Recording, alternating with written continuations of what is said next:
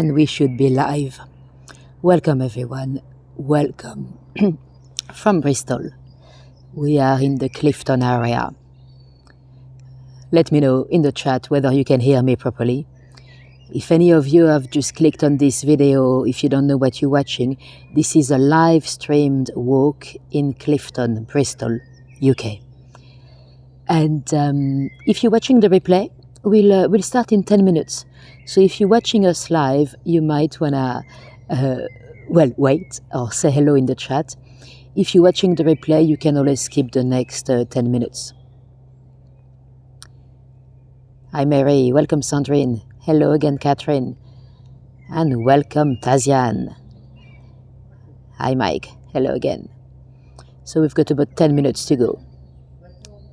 If any of you was completely new to me, make sure you say hello in the chat. It's always great to see a few new names. And once again, anyone watching the replay, feel free to skip the next 10 minutes.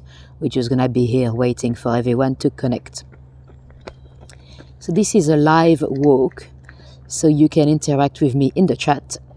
I might see it or I might not. Sometimes the chat goes a bit too quick for me. You can ask any questions. I might know or I might not. I'm not usually guiding around here. I'm based in London. The sound is good. Perfect, Matthew. Right, some of you know the drill already. I'm going to have to test the microphone. I'll be tapping it 3 times. You tell me in the chat whether you've heard it. I've just tapped it 3 times. Let me know. Because sometimes you can have a bit of dust or even a bit of pollens. There's a lot of pollens everywhere on the floor that can get into the cable's connection. You hear the birds? Perfect. I never know how much of the background noises you hear because those microphones are meant to kind of cut off the wind and a bit of the traffic as well. But it's great to see you can hear the birds. And welcome, Hell. Hell, I didn't see your full name because the chat is actually on a white background because we had a white van, but it's off now, so I should be able to read the chat a little bit better. Oh, actually, if I do that, it's much better because now the chat is on a leafy, dark green background, so I can read better. No, Laurie, I didn't have an in-person tour. I'm only here because I was doing a job in on the coast in Brain over the weekend. I was photographing a girls' football tournament. So in between the 2 tours, I only jumped on the train and I walked my route over here because, you know, I don't know the area very well. So I had to walk my route and check that it's all doable and everything. So I've done a lot of walking. Oh, welcome back, Hellhound. That's always great to see some old Hego users. If anyone did not know what Hego is, because some people might have discovered me since YouTube, that's a streaming app that sadly went down. There was a bit of a COVID business that was allowing tour guides to stream from all across the globe. Sadly, they... despite millions of pounds of investment, they went down about 3 years ago now. Hi Ronnie, and welcome everyone that just joined. We've got about 5 minutes to go, I think. We're just waiting for everyone to connect. Hey, went exactly. Yeah.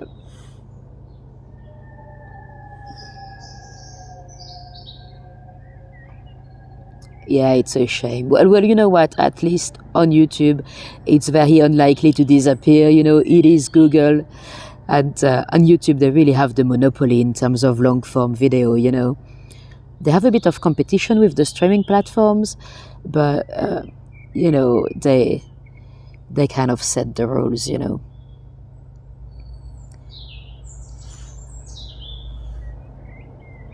Oh, thank you, Ellen.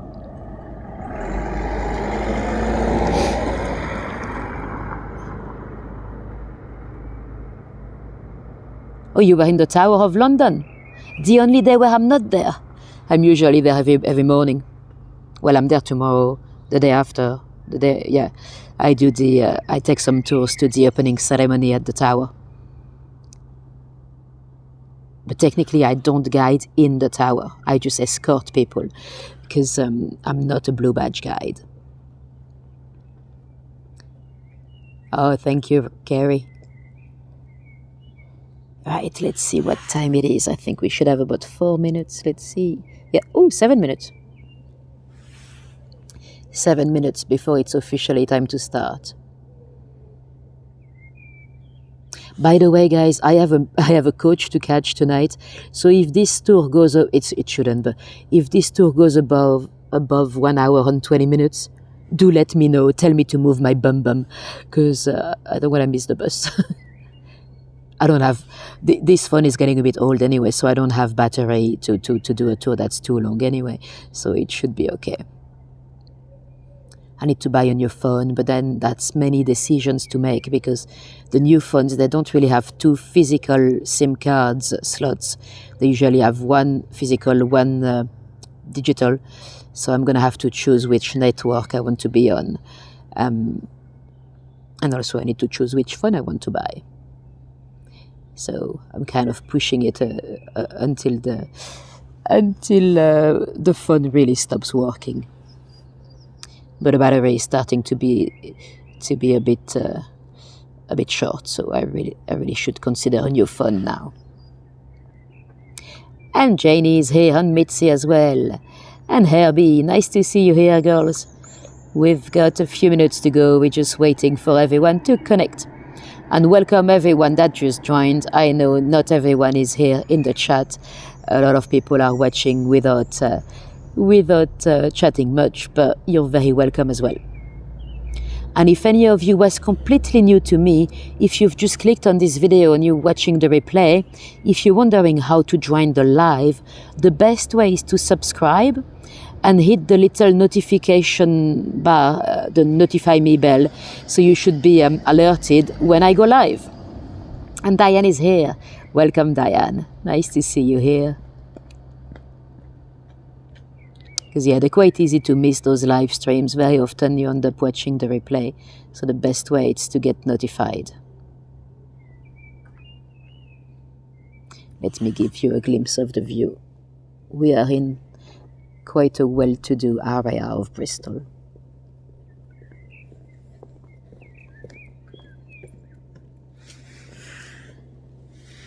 And as you can see, I'm sat on the floor, well on the pavement. I should start getting up really.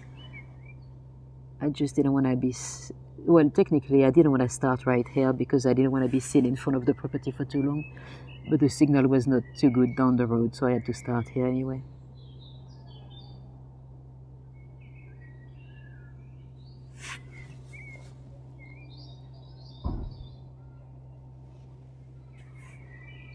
Oh, you off sick today?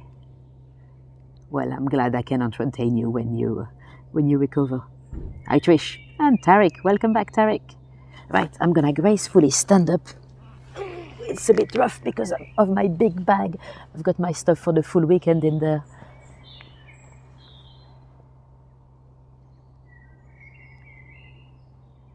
Oh, you used to watch me with your parents. Oh, that's cool. Right, let's see what time it is. It should be about 3-4 minutes now. 3 minutes precisely.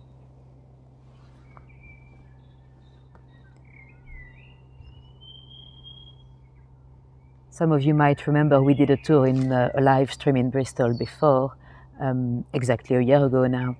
But I'm taking you to a different part. Last time we were more towards the city centre. Hi David. Tonight we are in Clifton. We'll go and take a look at the beautiful Clifton Suspension Bridge. And I'll tell you some local dark tales as well. And again, tonight we have a couple of murder stories that are a bit more recent. So, you know, I love telling you the stories, but some people involved could be watching, you know. So just so you know, I don't mean any disrespect to anyone involved. Witnesses, victims, of course, and families of their victims, and even the guilty parties, you know.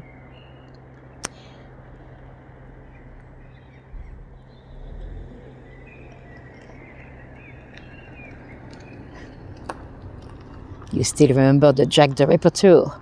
I've done it again not long ago on YouTube.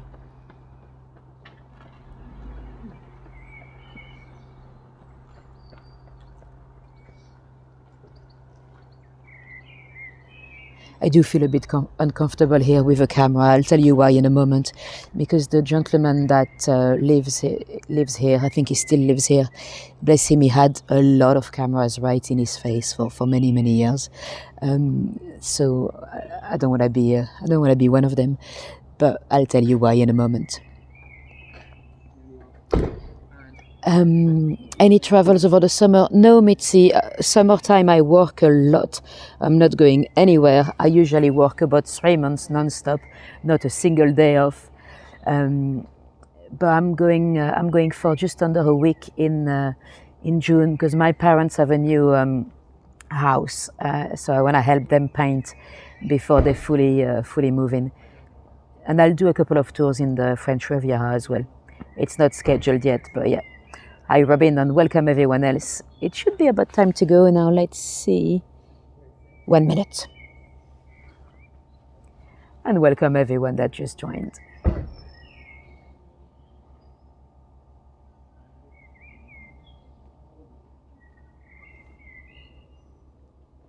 So it is nearly 7 p.m. in Bristol.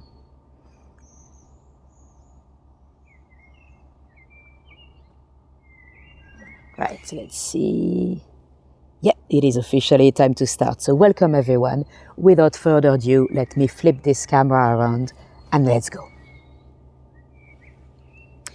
Now, I started here because of a property here.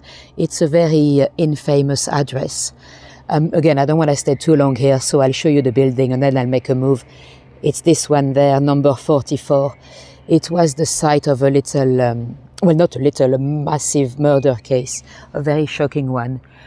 So in the property here, you had 2 apartments on the ground floor, 2 couples, young couples that were having a promising career on life.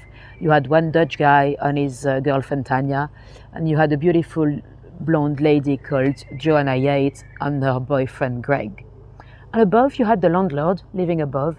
His name is Christopher Jeffries.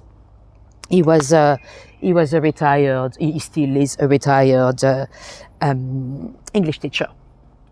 Now, to tell you what happened in that flat, Joanna, she was in her 20s, lovely young girl. She had, I think she worked in landscape design. The boyfriend was an architect. They were not originally from Bristol. They had moved here for work. Actually, they had just moved in a month and a half earlier. So they were in one of the ground floor flats. And so it was December 2010. It was a very, very cold December. The ground was covered with snow. And on the weekend of the 17th, Friday the 17th of December, Greg, the boyfriend, was going to go and visit his family in Sheffield because he was going to spend Christmas with his girlfriend down here in Bristol. So he went to see his family without Jo. She stayed here. And actually, apparently, Jo had told some of her friends that she was a bit anxious about spending her first weekend alone in the flat. But she went out on the Friday with some work colleagues. She went for drinks in a pub. She walked home. She popped into a shop, I think a Waitrose in Clifton, and she bought pizza. Oh no, it would have been a Tesco because it was a Tesco finest mozzarella, tomato and basil pizza. You might wonder why it's important. You'll find out in a moment. So she bought a pizza, popped the receipt in her pocket. She also popped into an off-license to buy a couple of bottles of cider. And she got home. That we do know. Now, Greg, the boyfriend, was a little bit worried because as he's in Sheffield with his family, he was trying to contact Jo all weekend and she didn't pick up, she didn't reply. That was very unusual, but she might have lost her phone, she might have dropped it in the toilet, anything could happen, anything of no great importance, really. But eventually he came back. He was very worried. And when he came back to the flat, the door was open. I mean, it was not locked. And there was no traces of Joanna. He could see the bottles of cider on the table. One had been open. Her jacket was there, her phone was there, her keys, everything. There were no pairs of shoes that were even missing. So he called the police straight away, saying his girlfriend was missing, that he'd been trying to reach her all weekend and it was very worrying. He'd reached the parents as well. They didn't know anything. He'd reached the colleagues, the friends. No one knew anything. And the police took it very seriously quite quickly. And they started to investigate. They chased all the CCTVs in the area. They were able to retrace her steps from that evening. So they were fairly confident that she had got home. And they found the receipt for the pizza in her pocket. They found the CCTV of the Tesco's where she bought the pizza. She looked completely normal. She didn't look very drunk or anything. The thing is, they couldn't see the pizza anywhere. It was not in the fridge, it was not in the freezer. They couldn't see the pizza box in the bin, nothing. So the police started to investigate, of course. They would have gone on and asked the local neighbors, and the pizza became a very important subject. Imagine the police knocking at your door asking you if you've seen a mozzarella, tomato, basil, Tesco finest pizza. But that became a detail of great importance. Now, they started a massive search, of course, and it became a big story in the press. Missing people, we have thousands of missing people every year, but it's very sad to say, but when you have posh or middle class blonde, pretty girls or kids, like Maddie McCain, or they always get much more publicity in the press than the working class or the different ethnicities. Really, it's unfair, but that's the way it works. That's the way it sells. So it already became a big story in the press, and eventually Christmas morning, the body was found by a dog walker about 3 miles from here in the snow. It was Joanna. She had been strangled. They did the autopsy. They didn't find any traces of the pizza. She was fully dressed. There were no traces of sexual assault. She didn't have any shoes though. And she was missing a sock, a ski sock. At first, the police didn't want to tell the press about the socks because, they don't want to tell they don't want to tell everything to the press because, sometimes they can use it to trick the killer into confessions later on. But eventually the press found out about the sock, so the police had to show a similar sock on TV to ask witnesses if they'd seen the sock, because I've lost you for signal this morning. I hope it's not going to happen again here. Yeah, it looks like it's buffering. Hopefully better now. Are we back? Let me know. Was that the last thing you've heard, Laurie, the sock? Let me know if we are back. I don't want to say anything too interesting before you tell me we're back. We're back, okay, perfect. Is that the last thing you've heard, the sock? So yeah, the police started looking into that sock, and they started looking into, they believed it might have been someone she knew, because there was no sign of breaking in. So it would have been someone she knew. She would have opened the door, or someone that had the key. Of course, they'd looked into the boyfriend, but his alibi checked out. He was in Sheffield with family. So people started to believe it might have been the landlord. He lived above the flat, and he would have had the key, you know, like many landlords.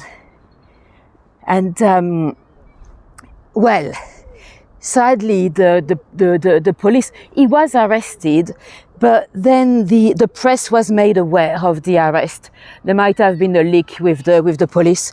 Well, the police did say they arrested a 65 years old. They didn't say his name, but you know, you can. Yeah, you guys are asking about the sock. I was saying she was missing a sock, like a big ski sock. But that's it, really. The sock is not going to be of massive interest. I do hope it's not too bad. You can see all those love locks as well. Now, back to the story. The Lord and the press was made aware. They started to vilify him. Let me show you the landlord. His name was Christopher Jeffrey. And he was definitely guilty of having the worst haircut in Clifton, but that was it, really. He was arrested and quickly released. They had nothing against him. They had found a pair of shoes in his apartment with droplets of blood, but they found out it was beef blood. He might have been cooking some beef from the supermarket and, you know, have a few droplets. The press never gave up on him, though. They were completely obsessed. They vilified him. He was an English teacher, so they went to fetch some of his former pupils. A lot of them claimed that he was a bit odd, a bit creepy. To be fair, I can see how he would sound a bit creepy, because I've listened to a lot of interviews of him, and he speaks a very posh English, but very slowly. And I think when people speak very slowly, it sounds a bit creepy anyway. Anyway, he was vilified in the press. They went on found those former pupils that accused him of any creepy behaviors they could think of. And, well, the poor man was innocent. They actually did a movie about his story a few years later. It was called The Lost Honor of Christopher Jeffries. I think that's 2014. I've not seen the movie, but I'd like to see it. The poor man actually got a lot of compensation. You know, he then sued the tabloids and you know, for libel, and he did get quite a bit of money thanks to that. Now, if it's not Jeffrey, who could it be? The police started looking into the other neighbor, the Dutch guy that was some kind of an engineer. He had spoken to the police before as a witness. You know, the police had, of course, interrogated anyone living in the area, and well, the Vincent Tabak, his name was. He at first didn't look very suspicious, but that night his girlfriend was away at a Christmas party. He was alone at home, and some of the neighbors from different apartments outside different buildings claimed that they might have heard a scream. They might have heard someone saying, "Help me," but because it was a Friday night, they didn't know it could have been someone a bit drunk or anything like that. Tabak did not hear anything, allegedly. And at first he had said he was home all night, but when they started to look into him, he said to them he'd gone to Asda. Oh, thank you, Jenny. That's very much appreciated. Now, he'd gone to the local Asda pretty much at the time of the murder. Now, that trip to Asda, so for those of you that might be from America, Asda is like Walmart. Well, actually, Asda was Walmart a few years ago. It belonged to the same company. So basically the local supermarket. But very conveniently, he went in, didn't buy anything, went out, in again, and he paused in front of the CCTV camera by the entrance to send a text to his girlfriend saying, "Oh, I'm in Asda." It's very suspicious, especially when you know what the guy does for a living. He was an engineer that... Can I send that to you, Matt? So, right, it should be better now. Let me know in the chat if you can hear me, but I think we best you again. Oh, that's better now. So yeah, the police went to... Oh, thank you, Diane. I'm sorry, it's buffering again. I hope you can hear the story anyway. There's not much I can do. I don't know why the signal is so bad everywhere today. Hopefully, it'll get better.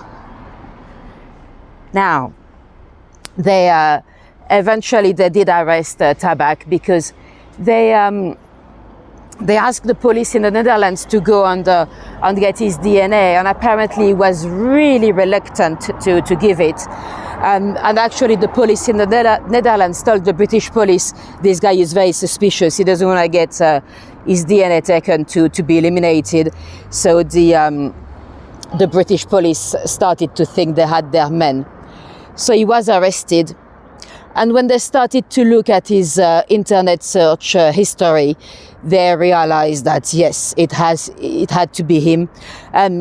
He had Googled how long would a body take to decompose in the snow. He had Googled, can a criminal serve his sentence in the Netherlands if the crime is committed in the UK?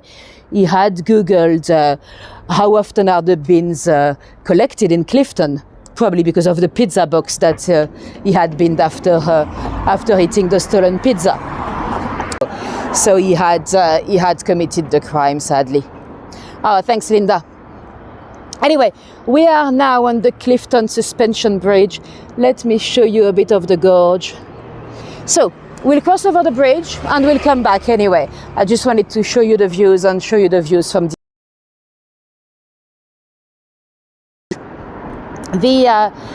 Clifton Suspension Bridge. It's an amazing piece of Victorian engineering.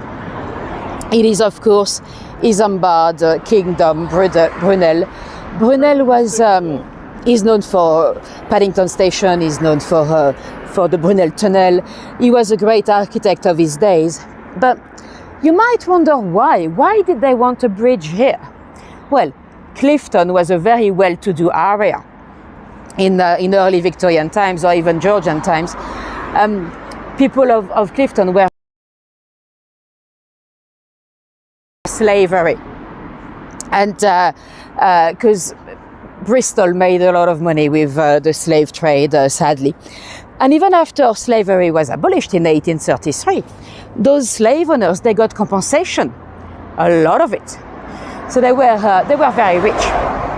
You know, at the time, I know it sounds crazy today, but if you buy something and the government takes it away from you, you'd have to be compensated. So they got a lot more money and they wanted a bridge. They wanted a bridge to go down to Lee Woods on the other side, to go for a walk. But they started the construction in 1831, and that's when they had the Bristol riots. Very, very violent riots in the city centre. And, well, some of the investors, they kind of lost their nerves, and Brunel didn't have enough money anymore. He had already constructed the big pillars, you know, on the side. You might wonder why a suspension bridge. Well, to have an arch made out of stone would have been way too heavy to go over the gorge here. And that, you know, nowadays it might not look that impressive, but that was the first time in the world that anything like this was covered. But yeah, he didn't have enough money. They had built those big pillars, you know, but not the bridge quite yet. And would you believe, to generate a bit more investment or a bit more money, he decided to do a cable car, a basket ride, as he said. So he basically created an early cable car between the two pillars. People would have to pay a shilling to go up. He was the first to go up himself, Brunel. And apparently he had a bit of an issue with the pulley got stuck. So he climbed on the cable car to undo the pulley. Quite brave. I don't know how the other people did when that happened to them. And finally in 1864 it was completed. The cable car didn't bring enough money to finish the bridge, but eventually it was done. So let me show you the gorge down here. So this is of course the River Avon. Well, one of the many. We have quite a few rivers in the UK called Avon. It's because of a term, it's because of Abona. Abona was, it was a Breton term for river. So when the Romans arrived, they were like, what's the name of that river? And the Britons would be like, Avon, Avon. So the Romans believed it was the name of the river, when it actually just meant river. So now we've got, I think, at least 6 rivers in the country that are called Avon, which technically would translate into river. Now we'll cross over here. I'm not really meant to, but let's do it. You see those cars? They have to pay. You still have to pay a toll to cross. Usually when the app tells me it's buffering, it's a bit too late. We're almost already back. Now let me show you the city center from the bridge here. No, Laurie, he claimed to be innocent. He was jailed, the Dutch guy. He's now, it would have been 15 years now, so he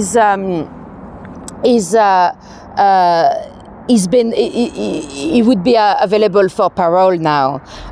Hopefully he's not gonna come out quite soon, but yeah. Now, see down there, it's hard to see from here, but that's actually a ghost train station.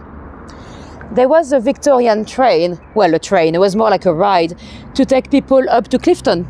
Because of course it's a big height to go from the river level to up there. But it's all closed up now. I mean, there was no, when we started having buses and stuff, there was no need really for the ride anymore. Now, you might have noticed the parapet is quite high because, of course, as you can imagine, it's quite a spot that people might use if they're tired of life. And that happened in 1885 to a lady called Sarah Ann Henley. She was in a bit of a toxic relationship. She had a boyfriend, but they argument one day, and she claimed she had many other suitors. Eventually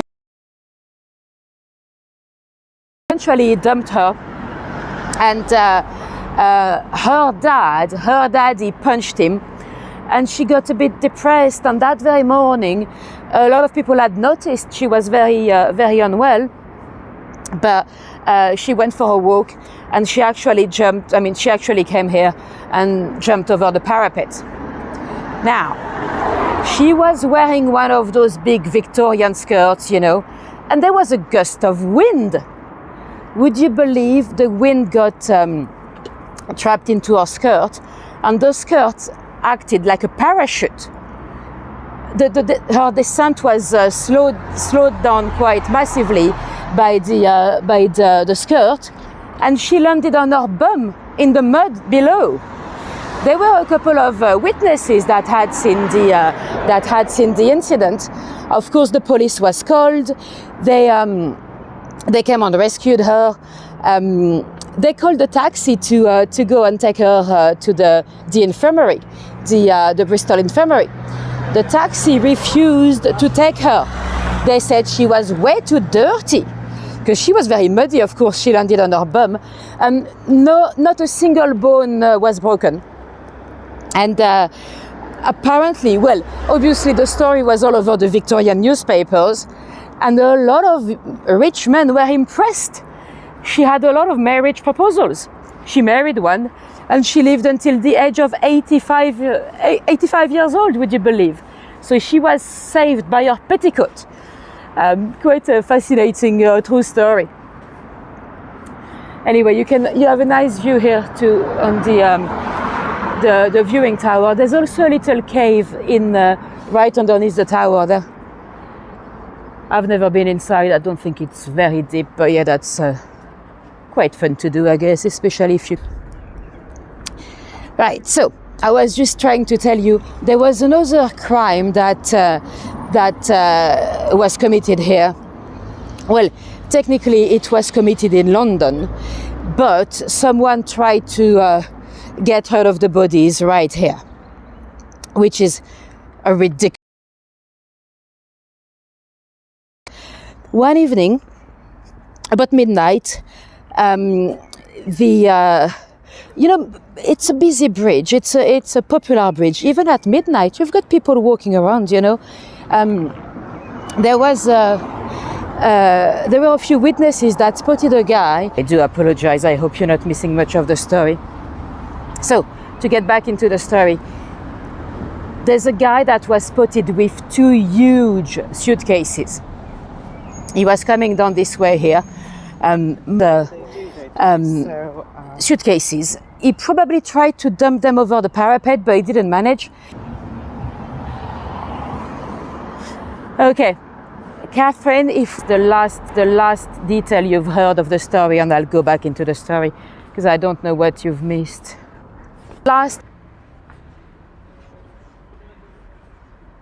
Okay.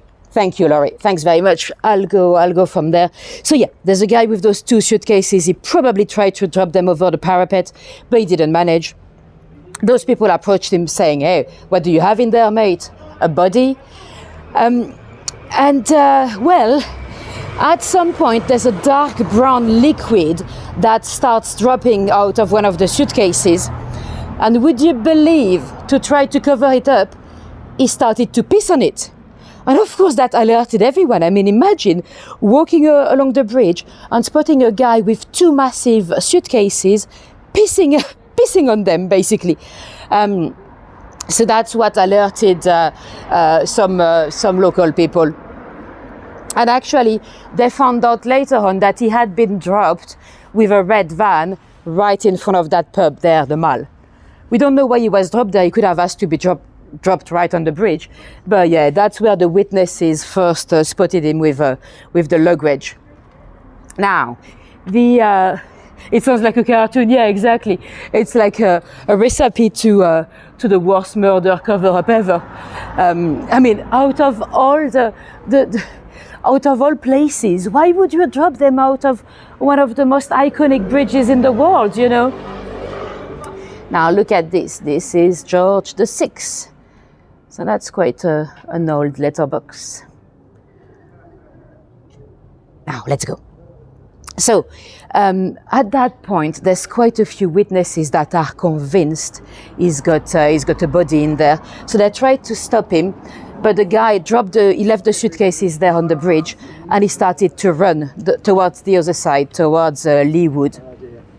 He started to run. And there's a cyclist that got his camera on his phone to try to catch him. And the culprit actually pushes the cyclist away, screaming, "Vete, vete, mi refe muy malo. Vete, mi refe es muy malo." And then the cyclist kind of fell off, and that was it. The guy is off. Now, let me show you. This is my favorite pub sign here. Just a cute little squirrel for the Royal Oak. Now, back to the story. Vete, vete, mi refe muy malo. That would translate from Spanish into "go away, my boss is really bad." So the guy ran off in the dark. He was a tall guy from Colombia. They found him later on. And of course the police was called. They opened the suitcases and they found body parts from 2 different victims. Now, the victims were actually two gay men that were in a civil partnership. They were no longer together. The squirrel looks like a dragon. Well, it's a cute dragon then.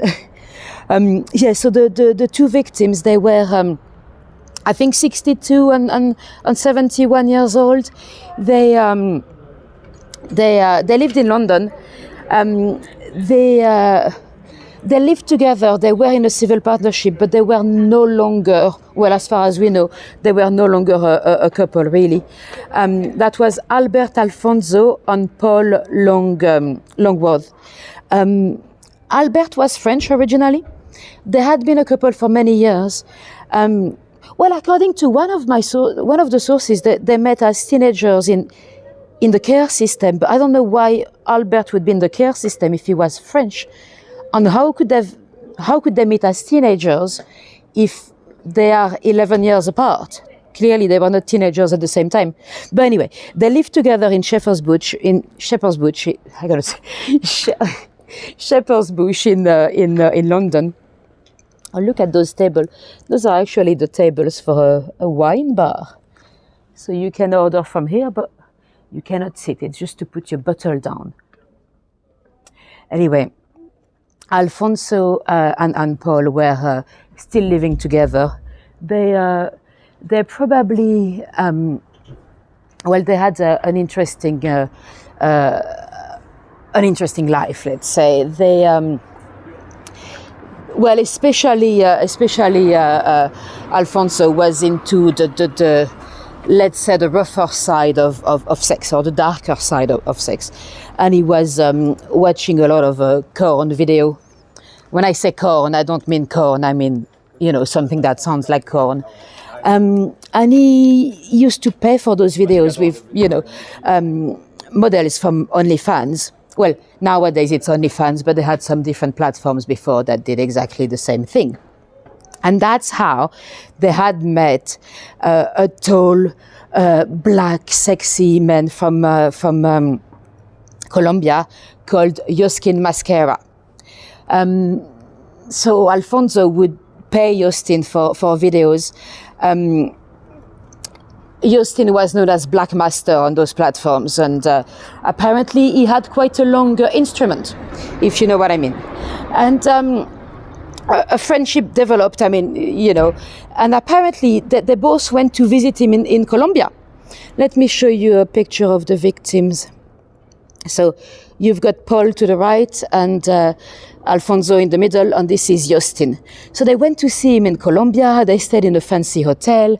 Of course, for Justin Mascara, that's the high life, it's the type of stuff he could never afford. And eventually, he had decided to come and visit them in London. And he stayed with them in London for a few months. He was still having some paid for sex with Albert Alfonso, and filming videos, and all that we don't really need to know. And Alfonso was even paying for him to go to English lessons and stuff. And one day, the two victims, they might have had some interesting sex lives and relationship, but they were very loved by their neighbors. Albert would be the first one to do a barbecue in the summer and invite everyone, and do a Christmas party in the winter. They were popular guys, although their lifestyle might have been a bit unusual. And we don't really know why, but one day Justin decided he had enough. When Albert was at work, he worked as a swimming instructor in West London. Paul was a handyman, a retired handyman, but he still had a bit of tools, like hammers and stuff. Justin attacked Paul, and he attacked him with his own hammers, and then he hid the body under the sofa. He waited for Albert to come back. And when Albert came back, they got into a sex video filming session, basically. And the video was not even turned off after the attack. Albert was into some kind of bondage and stuff. He was actually tied in, and Justin was like, "You like it? You like it?" And then he stabbed him. Now, the most horrific thing is that after that, we have the videos are online. They've released them to the public. You can see Justin naked. Well, they've blurred his private part, but dancing naked right next to the body. This is just mad.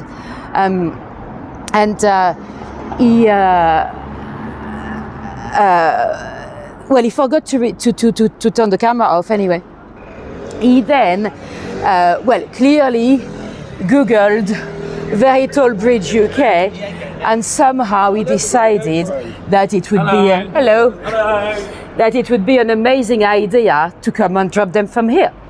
I mean, they lived in Shepherd's Bush. They're just a mile away from the River Thames. Or why on earth would you decide to take them into the busiest or the most popular bridge in the west of the country?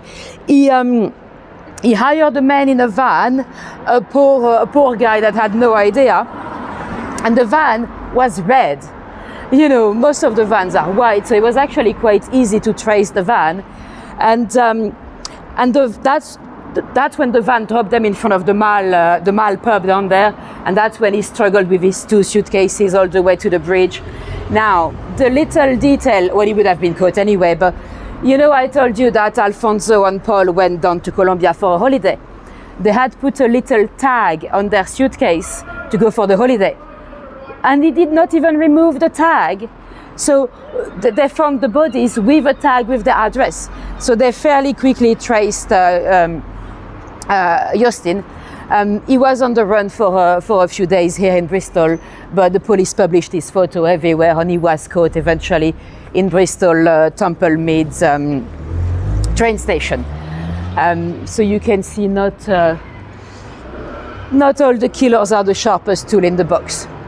We don't know why. I mean, his motive was probably just money. He had actually Googled how much was the price of their property, and he tried to steal from their credit card as well, but that wasn't very successful. He only got £900, and then he had to pay the man in the van $200 to get here anyway. So not the sharpest criminal. And the thing is, he had a wife and kids in Colombia. Now there was another guy that had accused Alfonso of some kind of sexual misconduct. That was there's always two sides of a story, really, because then he tried to put it on Alfonso. He tried to say that he was trying to defend himself, that Alfonso had killed Paul, and but this was rubbish. So of course he was found guilty and jailed.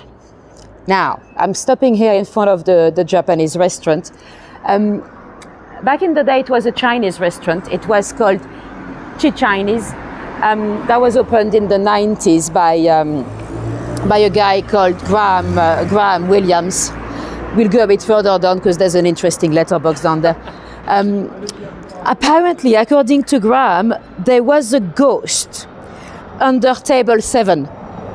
So it's a completely different business now. The landlord today probably doesn't know about his own ghost, but apparently there was a funny smell that would every so often come out of the of somewhere down from the table number 7, and it was a very specific smell, like a rotting smell.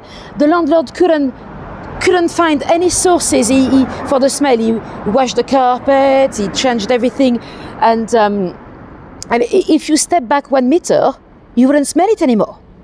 Now that was a very suspicious smell, and eventually he thought it was a ghost. It had to be a ghost smell. So he hired a psychic that came to do a little seance, and the smell was gone.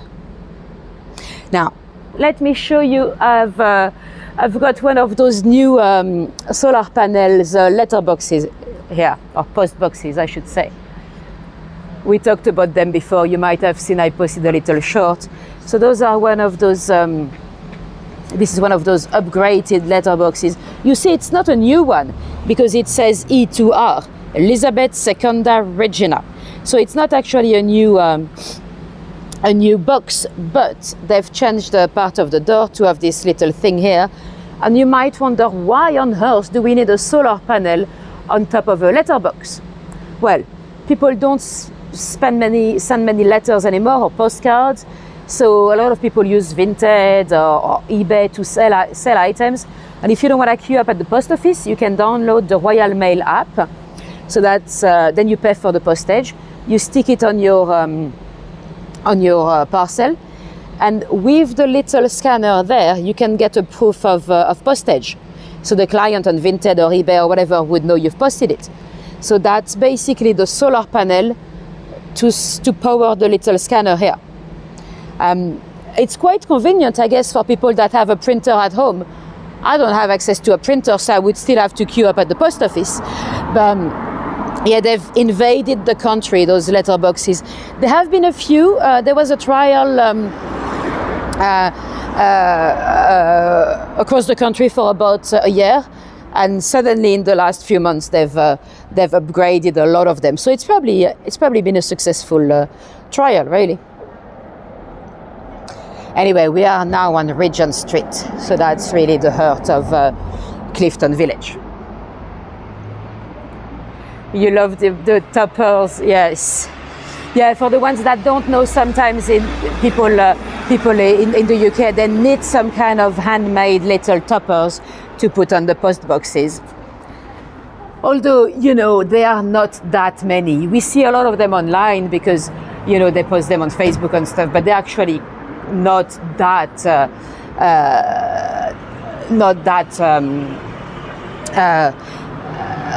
I mean, they're beautiful, but we don't see them everywhere.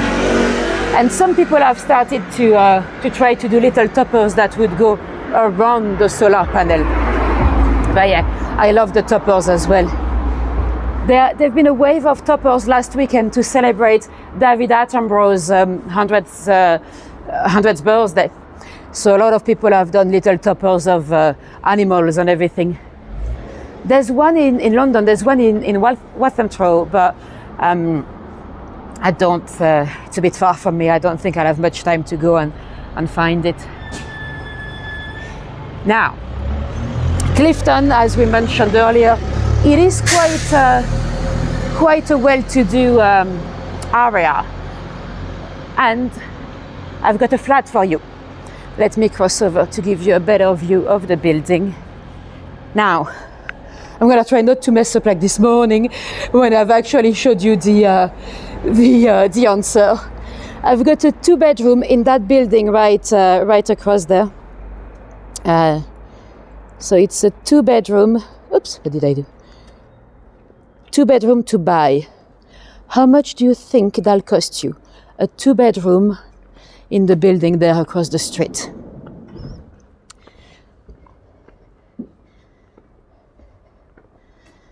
Oh, you've got a local one, Mike. Nice. Yeah, I love those little toppers. And they're often very seasonal, So, 2 bedrooms to buy in this building here. How much do you think that would cost you? David says 800k. Laurie says 550. 425 says Trish. Nikki says 680, 650. Trish, I think, Trish and Laurie, you are the closest one so far.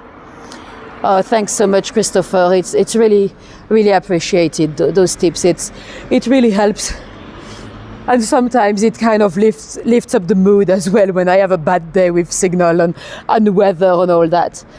Shaz, you're very close as well. Ronnie says 720, it's a bit less. Mike says 240, a bit more, Mike. Right. Ooh, Linda, not that much.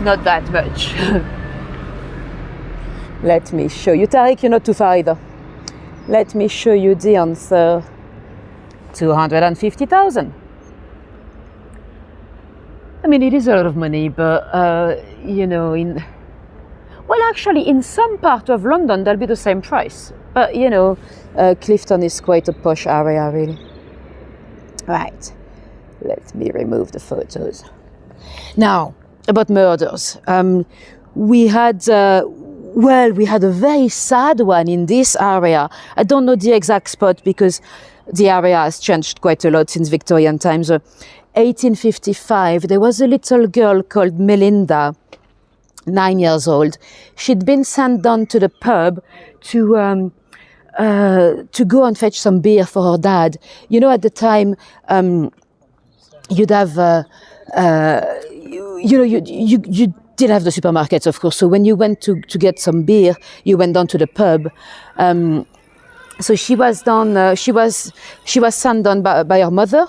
She had a bottle of ginger beer with her because at the time you'd bring your own bottle, and it was meant to be a nice walk. Like an hour on on a summer day, you know, in the evening. So she went with her little empty bottle to go down to the pub to buy some beer. She actually ran into her brother, her 12 years old. So Melinda Payne was 9 and the brother was 12. And she said to him, "Oh, give me a penny, this way I'll get some sweets as well as the beer." The brother did. And then she did not come back. The parents started to get very worried, of course. They sent the boy for a search. He couldn't locate the girl. The mother was convinced that she had a fall, you know, and she might have been injured somewhere. They searched all night. They told the authorities. And at 7 a.m. So yeah, they found the body of the little girl at 7 a.m. They never found the killer. There was some suspicion on the daddy, although the mother said he was home nursing the little boy. But because when they came to the police came to the house, there were some droplets of blood on his shirt, but he had an accident at work the day before, so daddy was probably innocent. They never found the killer. They never even found the motive. The bottle was eventually found, so could it be that someone had killed a 9-year-old girl just for a bottle of beer? It is actually possible, sadly. And there was another case. So when we were about the bridge earlier, on the other side of the bridge, you know, when we turned around, on the other side it is Lee Woods. So that was that's a place where, you know, people would go and walk their dogs and stuff. There was a body that was found there in Victorian times as well, in 1857. A tragic case. She was shot in the head. But it really shows you how, at the time, you know, because there was very little forensics at the time, the police went through amazing work to be able to identify the victims, you know. Nowadays we have so many techniques, you know, with DNA and all that. I don't want to say that it's easier, but, you know, the perfect murder is much harder nowadays. Actually, you know what? It is here in Bristol that we had the longest time between a murder and the persecution. There was a case in 1967. Louisa Dunn, I think she was in her 70s. She was raped and murdered in her own home, in her own house. Not around here. I think she lived around St. Philip's on the other side. But yeah, they never found the killer, and he was found very recently. He was, they found his DNA on her skirt. He was 92 years old when he was convicted. So yeah, you know, nowadays we have a lot of techniques. But in Victorian times, to get back to the body they found in Lee Woods, well, at first it looked like it was going to be an easy one because they described the dress that the lady was wearing, and there's an innkeeper, you know, a pub lady that said, "Oh, I know who that might be. There was a lady from Quebec. She was the wife of a captain. She came for drinks with a sailor, and she opened her wallet and we could see all the money. I did tell her off. I told her it wasn't a good idea, and she said she trusted the sailor, and the dress was very similar." Now, that would have been too easy because actually that lady was found very much alive. But to identify the body, they went through great lengths. They actually were able to find someone that had fixed her shoes. Let's see if we can open at this time. Yes, let me take you to a graveyard. This is St. Andrew's graveyard. Yeah, they were able to find in Bath a shoemaker that had fixed her shoes, and they were able to find a lady here that had fixed her dress. So by the stitching or by the fixing of one item of clothing, they would be able to trace someone, which is quite amazing when you think about it, you know. At the end of the day, it was a tragic case of feminicide. It was a guy that had that she was dating that killed her.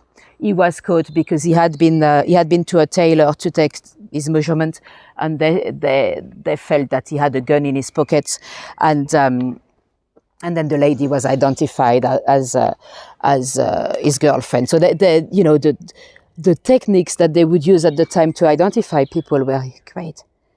Any vegans here? Would you like a a vegan burger. We've got some amazing fungi here. I don't know if they're edible, but if they were, can I touch it? Wow, it's very hard.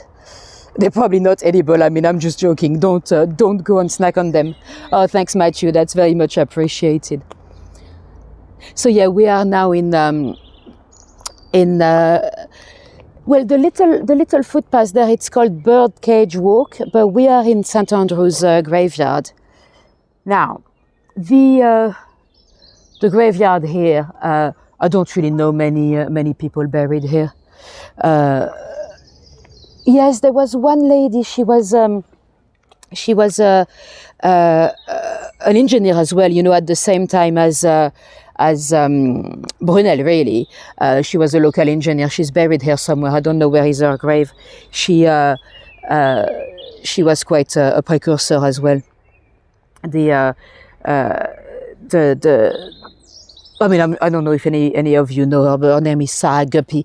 That's the only famous one I can think of buried here.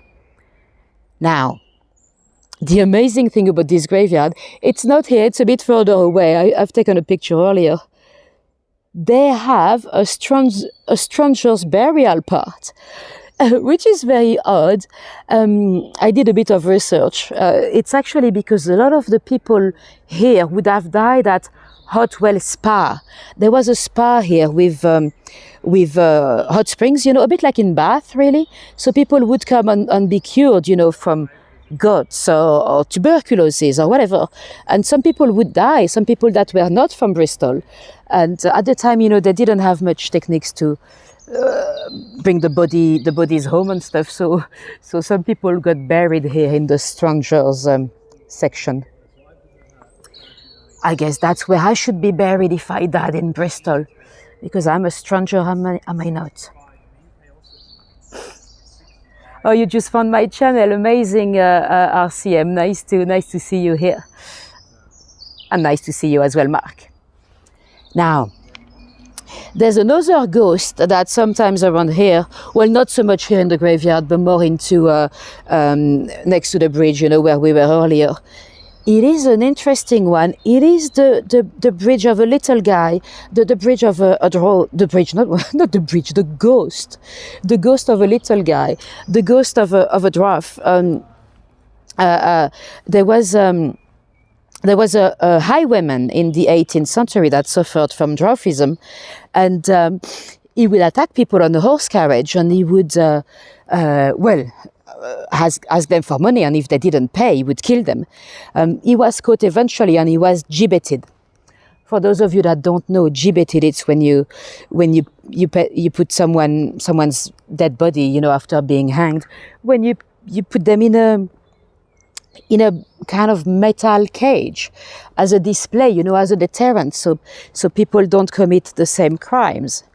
And apparently they after, so the dwarf would have been at a gibbet for many years, but after that some people saw his ghost. And sometimes it was not people, sometimes it was dogs, because of course, you know, there's a lot of dog walkers around the Clifton Bridge area because it's a beautiful spot with a lot of nature. And very often people say that dogs are a bit more sensitive, you know, to ghosts, or what we assume to be ghosts, you know. With the paranormal, we don't know. One day we might discover that it's something completely different. But yeah, there's quite a few stories of dogs barking like crazy, and some people assume that it was the ghost of the little highwayman. Now, oh, we can hear the bells in the background. I'm literally stepping on graves here.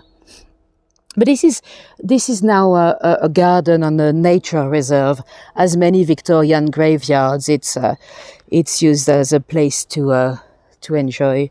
Oh, look, a little snail. Dinner time! I'm joking, I don't really eat snails. I'm a terrible French.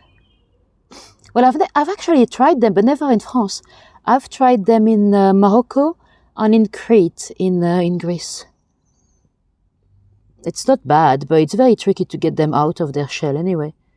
They don't taste like much. It's the sauce that they taste like the garlic butter sauce or whatever you put on it.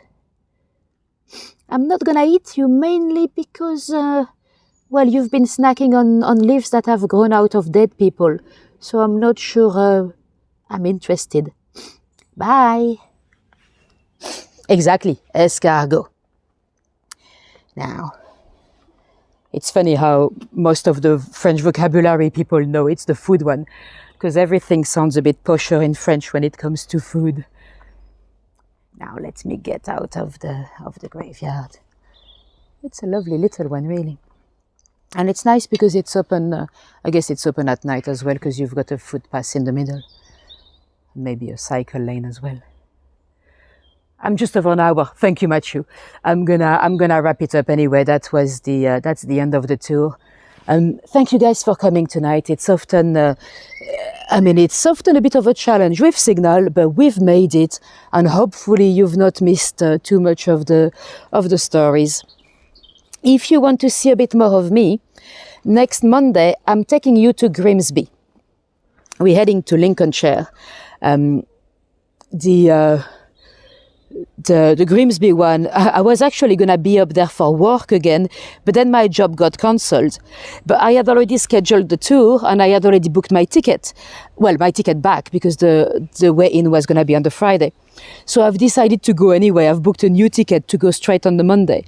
I'm probably not going to be as well prepared as I'm usually in terms of the route, because I would have literally only an hour to get ready. Or an hour and a half maybe.